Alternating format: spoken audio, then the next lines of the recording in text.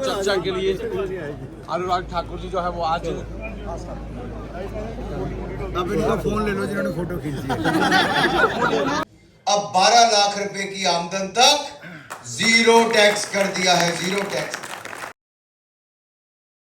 कि जनता ईमानदारी से टैक्स दे और सरकार ईमानदारी के साथ एक एक रुपया टैक्स का देश की भलाई के लिए खर्च करे।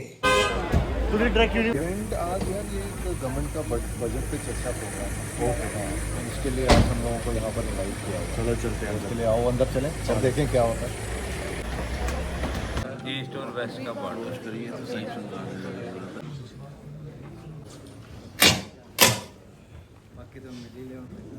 इस मंदिरों के शहर जम्मू में वो फिर से आए हैं और मैं हमारे leader of opposition Sunil Sharma ji से भी रिक्वेस्ट करूंगा कि वो स्टेज पे आए। अब ना रुकेंगे ना झुकेंगे, बस आगे ही बढ़ते जाएंगे। विकसित भारत के इस संकल्प को हर जन जन तक पहुंचाएंगे। ये बजट नहीं भविष्य की नई उड़ान है। आत्मनिर्भर भारत की यही तो पहचान है।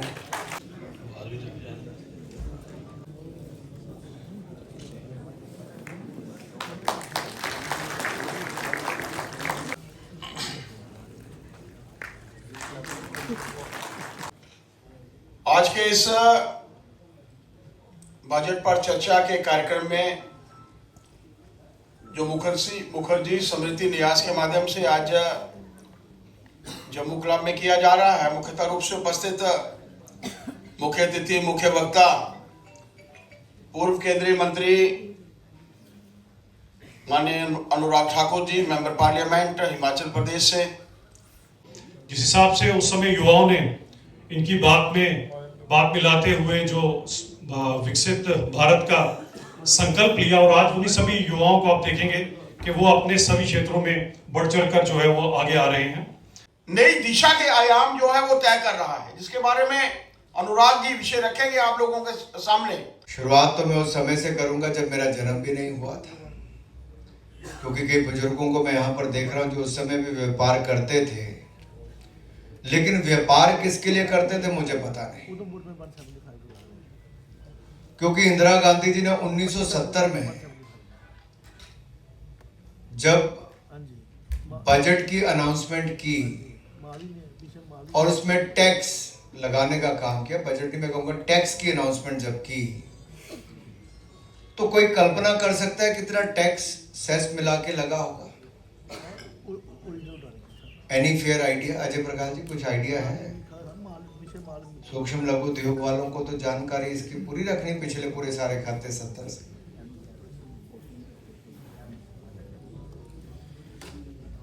उस समय इंदिरा जी ने जो टैक्स लगाए वो लगभग 97% पैसा आपका टैक्स और सेस में ही चला जाता था। यानी कि आपका अधिकतर पैसा जो आप कमाओ तो सरकार के खजाने में चला जाए। तो लोगों को लगा हम कमाएं क्यों और किसके लिए करें, तो काला धन पैदा होना शुरू हो गया।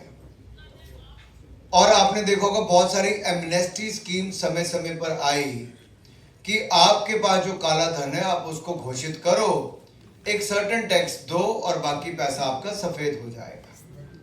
ये क्यों करना पड़ा? उसका आधार क्या था कि कांग्रेस के ऐसे काले कारनामे थे, ऐसी काली नीतियां थी जिसके कारण जनता काला धन पैदा करने के लिए मजबूर हो जाती थी। आज एक ईमानदार व्यक्ति देश का प्रधानमंत्री बना है और पिछले 10 सालों में वो प्रयास जारी हैं कि जनता ईमानदारी से टैक्स दे और सरकार ईमानदारी के साथ एक एक रुपया टैक्स का देश की भलाई के लिए खर्च करे। ये नरेंद्र मोदी की सरकार ने करके दिखाया है और मैं धन्यवादी हूं सभी टैक्स पेयर का। आपने बढ़ चढ़कर विश्वास करके पैसा दिया भी। आज हम गर्व करके कह सकते हैं कि मात्र 10 वर्षों के शासन में इस सरकार ने वो कर दिया जो कांग्रेस 60 साल में नहीं कर पाई। मैं आपको एक आंकड़ा बताता हूं, 74 एयरपोर्ट थे 2014 में, आज 160 एयरपोर्ट हो गए। 8 एम्स थे, आज 24 एम्स हो गए। तालियां थोड़ी देर बचा के रखो, अभी लंबा है। विक्रम जी, ये थोड़ी सूचना लंबी है थोड़ी सी। 74 एयरपोर्ट थे जो 160 हो गए, 8 एम्स थे जो 24 हो गए, 9 ट्रिपल आईटी से बढ़कर 25 हो गए, 16 आईआईटी 23, 13 आईएम बढ़कर 20 हो गए। हमारे यहाँ पे 740 यूनिवर्सिटी थी, आज 1148 यूनिवर्सिटी हो गई। 308 मेडिकल कॉलेज से बढ़कर 706 हो गए। हमारे मेडिकल कॉलेज में सीटें आज लगभग 1 लाख सीटों की वृद्धि हुई है। 75,000 सीटें हम और एमबीबीएस की अगले 5 साल में जोड़ने वाले हैं। यही नहीं साथियों, अगर आप देखिए पोस्ट ग्रेजुएशन की सीटें 31,000 थी, आज बढ़कर 61,000 हो गई।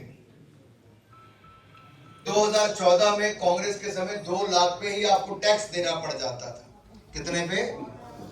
लेकिन जितना आप में से किसी ने भी नहीं सोचा होगा, अब 12 लाख रुपए की आमदन तक जीरो टैक्स कर दिया है, जीरो टैक्स। अब जिसने ताली नहीं बजाई इसका मतलब या तो इनकम टैक्स देता नहीं था या उसको अभी भी खुशी नहीं हुई।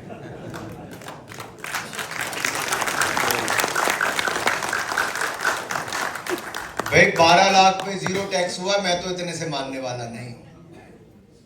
ताली की गूंज इतनी आनी चाहिए कि मोदी जी को पता चले जम्मू वालों ने कोई धन्यवाद किया।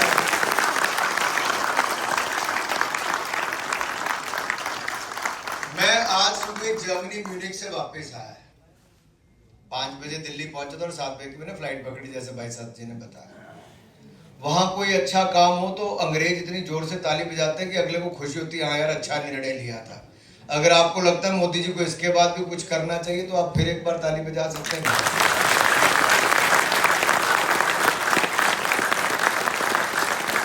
वो इंडस्ट्री वाले खुश नहीं है आपसे, वो 4 करोड़ के साथ। 2014 में अगर आपकी 12 लाख रुपए की आमदन होती तो आपको 1,90,000 रुपया टैक्स देना पड़ता था। कितना? आवाज नहीं आई, कितना? आप कहते थे हॉल पूरा भरा हुआ, हॉल में तो आवाज ही नहीं है। आवाज मेरी नहीं निकलनी चाहिए थी इतना लंबा सफर करके। भाई मैं जोर से पूछ रहा, तो कितना टैक्स देना पड़ता अगर कांग्रेस की सरकार होती 2014 में? तो 1,90,000। तो समझ लो आपकी बचत कितनी हुई। तो अगर कांग्रेस ही आज तक टिकी रहती तो 1,90,000 जेब से चले जाना था। और अगर पिछले साल की बात करूं भारतीय जनता पार्टी की सरकार की तुलना से, तब भी आपका 80,000 रुपए की बिल्कुल बचत हो रही है। यानी कि आप लाख रुपया आप भी कमाते हो, लाख रुपया आपकी पत्नी भी कमाती है, तो 2 लाख रुपया 1-1 लाख वालों को 1,60,000 रुपये तो घर में बचत होगी भाई। और कांग्रेस के जमाने से जोड़ूंगा तो कितनी? 3,80,000 रुपये की बचत होगी।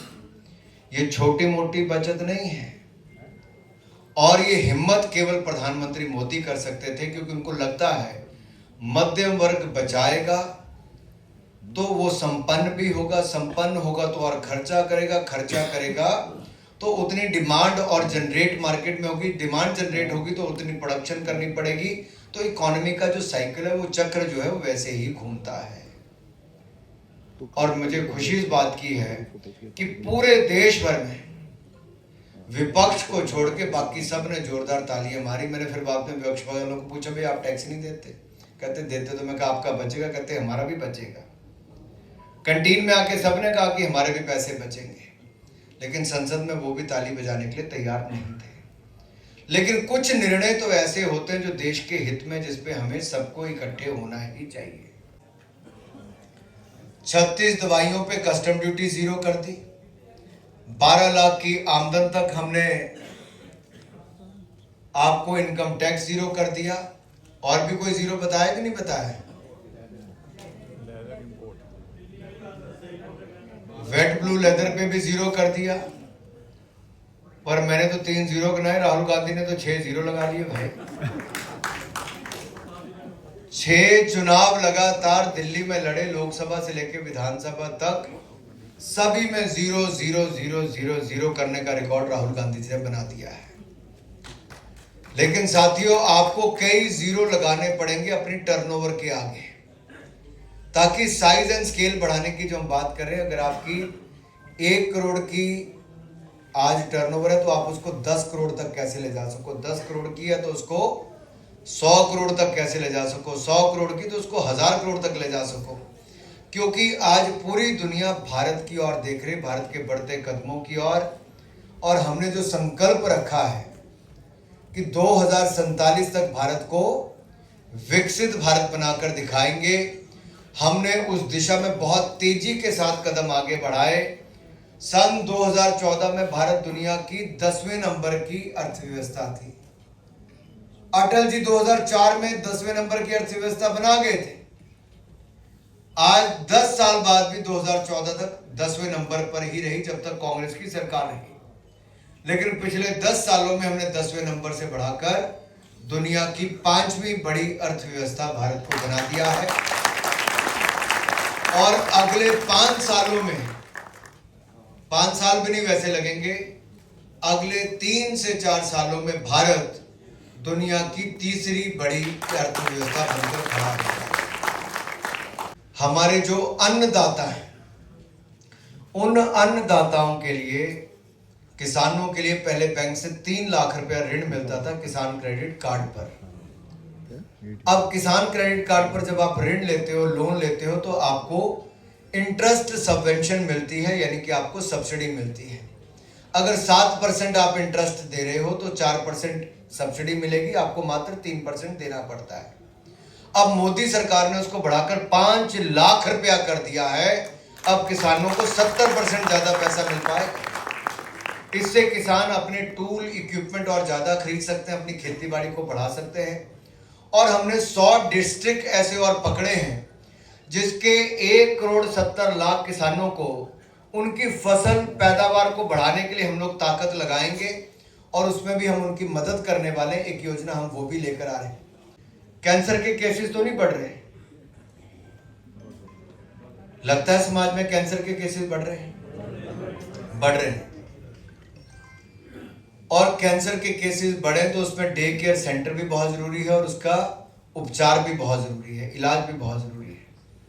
तो मोदी सरकार ने निर्णय लिया है कि हम देश के हर जिले में डे केयर कैंसर सेंटर खोलेंगे और इसी साल 200 डे केयर कैंसर सेंटर खोल देंगे। और कैंसर की जो दवाई विदेशों से लानी पड़ती है उस पर 0 कस्टम ड्यूटी भी कर देंगे। आज दुनिया भर में डिजिटल पेमेंट करने वाला देश अमेरिका, यूरोप, जापान ये नहीं है। दुनिया की 46% डिजिटल पेमेंट, 46% डिजिटल पेमेंट दुनिया की भारत से होती है। एक रेडी वाला, रिक्शे वाले से लेके आप जैसे बड़े बड़े उद्योगपति भी करते हैं। और दुनिया के देशों में आज भी वो चेक काट रहे हैं या फिर अपने कैश से पैसा बांट रहे हैं, वैसा चल रहा है। इसलिए टेक्नोलॉजी हमारे जीवन का एक हिस्सा बन गया है। इसलिए हमने प्रयास करें कि देश के जो ग्रामीण स्कूल हैं, जो सरकारी स्कूल हैं, भारत नेट के माध्यम से जो हमने देश के सभी पंचायतों तक ऑप्टिकल फाइबर डाल दी है, हर गांव तक ऑप्टिकल फाइबर डाल के गांव के स्कूल को इंटरनेट का कनेक्शन देंगे, ब्रॉडबैंड कनेक्टिविटी देंगे, ताकि आपके बच्चों को स्मार्ट क्लासरूम मिल सके। और केवल स्मार्ट क्लासरूम नहीं, उनको स्मार्ट शिक्षा भी मिल सके। ये सरकारी स्कूलों के लिए भारतीय जनता पार्टी की मोदी सरकार ने करके दिखाया है। इससे विकास की योजनाएं भी बढ़ी हैं। और एक बात मैं आपसे और कहूं, जो हमारे टीडीएस इकट्ठा करते थे, जो स्मॉल टैक्स पेयर से, अब हमने उसको भी बढ़ा के जो आपको रेंट आता है उसमें पहले 2,40,000 रुपये पे टीडीएस कटता था, अब उसको 6 लाख रुपये तक बढ़ा दिया है। साथियों, मेरा आप सबसे अनुरोध इतना ही रहेगा कि योजनाओं का लाभ भी उठाएं और जो घोषणा हमने बजट में की है उसको जन जन तक भी पहुंचाएं। छोटी छोटी क्लिप बनाकर अगर आप अपने सोशल मीडिया प्लेटफॉर्म्स पर डालेंगे तो इसका बहुत लाभ मिलता है सरल तरीके से जानने के लिए। टेम्पलेट्स भी बनी हुई है कि क्या किस वर्ग को लाभ मिलने वाला है। एक सिंगल स्लाइड में वो सारा आ जाता है कि कैसे आपको लाभ मिलेगा। जैसे 1.5 लाख करोड़ रुपया केवल और केवल एमएसएमई सेक्टर को बैंकों से ऋण की सुविधा ज्यादा मिल जाएगी क्योंकि क्षमता बढ़ाने से। अगर आप याद करो कोविड का समय, मॉरेटोरियम पीरियड आपको दिया था, मॉरेटोरियम पीरियड दिया था कितना, 6 महीने का दिया था उस समय, तो आपके बैंक खाते एनपीए नहीं हुए। फिर आपको लगा कि आपको पैसे की और जरूरत है, तो हमने emergency credit line guarantee scheme ECLGS लेकर आए थे और आपको 20% एडिशनल वर्किंग कैपिटल दिया, वो भी बगैर आपकी घर जमीन गिरवी रखे। ये आज तक 75 साल में कोई सरकार नहीं कर पाई थी। ये मोदी जी ने आप पे विश्वास करके 20% एडिशनल वर्किंग कैपिटल दिया। पैसा कुल मिला के सच्ची 4 लाख करोड़ रुपए, सुनील भाई 4 लाख करोड़ रुपए हमने उस समय बैंकों से सभी व्यापारियों को दिया था। और उसका कारण है कि लगातार भारत की अर्थव्यवस्था को इनकी मेहनत के कारण उसका बल मिला। लेकिन योजना सरकार की थी, मैंने तो उद्यमियों की, उद्योगपतियों की थी। आज वही ताकत आपको इनकम टैक्स में छूट देके, बाकी जगह जहां जहां राहत देने की बात है, बैंकों से मदद करने की बात है, वो कर रहे हैं। सरकार ने अपना कैपिटल एक्सपेंडिचर 10,68,000 करोड़ रुपया इस साल के लिए रखा है। पिछले साल वो 11 लाख करोड़ था, उसके पिछले साल 10 लाख करोड़ था, उसके पिछले साल 7.5 लाख करोड़ था। भारत माता की, भारत माता की, भारत माता की, वंदे वंदे वंदे वंदे। बहुत बहुत धन्यवाद। मुझे पता है सुबह सुबह सबके लिए काम करने की बहुत जल्दी भी होती है, लेकिन आप पहला समय, first half of the day आप इस कार्यक्रम के लिए निकाल कर आए। मैं सभी एसोसिएशन फेडरेशंस के सभी सदस्यों का, सभी महिला उद्यमियों का, सभी अपने नेतागण का बहुत बहुत आभार प्रकट करता हूं कि आपने मुझे सुना भी, और आशा करता हूं कि आप जन जन तक की आवाज पहुंचाएंगे भी। आप सबका बहुत बहुत आभार। जय भारत, जय हिंद। अब आप में से जो कोई सवाल पूछना चाहता है। और जेंडर एलोकेशन बजट आपने की है for women welfare and development, which is 4.49 lakh crore, which is an increment of 37.8%. I'll just thank the President Fiki Flo for emphasizing on the budget allocation for the women. On the question what you raised, that schemes like Poshan should be, we already have the Poshan tracker. So we digitally track that which woman is getting what facility and what impact has been made. So there is an impact assessment study as well, and Poshan tracker gives you a lot of data on that as well. लोग जानते हैं कि जम्मू कश्मीर की कायाकल्प हुई है, खास करके पिछले 5 वर्ष में।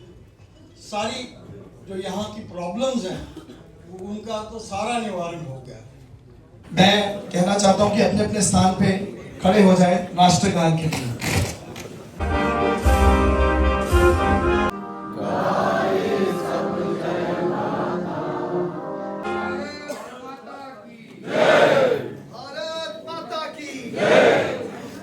इस पे डिटेल में बात की जाए, उस पे ले लेंगे डिटेल, उस पे ले लूंगा मैं आपसे।